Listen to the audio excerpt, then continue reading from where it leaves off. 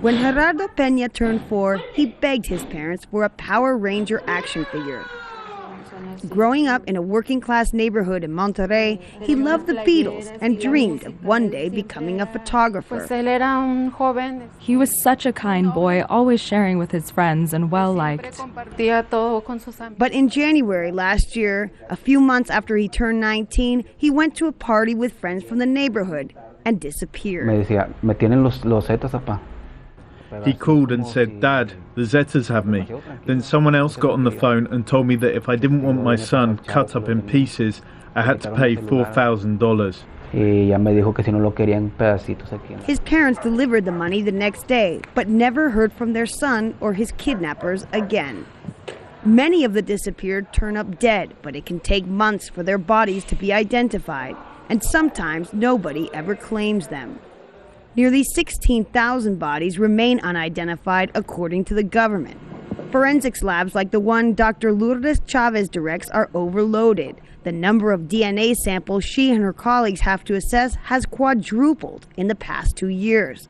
Mexico still doesn't have a national database for DNA, and family members searching for the disappeared are reluctant to give samples because of fear or denial that the person could have been killed.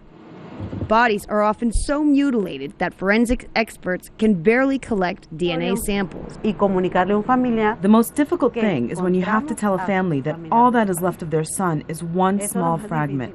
That's it. No school ever prepares you for this.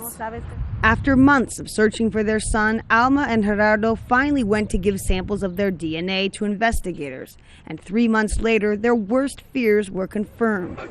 Their son and his 3 friends were killed the day after the kidnappers received the ransom. All 4 of them were burned alive on a road by the main highway. Alma says being able to identify and finally bury her son helps her grieve. But for her husband, it's not the case. I don't have peace. Every night I remember what happened from the moment he left the house. I imagine them grabbing him, throwing him in a truck, and setting him on fire, and I can't sleep. Just one of thousands of families destroyed by the violence in Mexico. Rachel Levin, Al Jazeera, Monterrey, Mexico.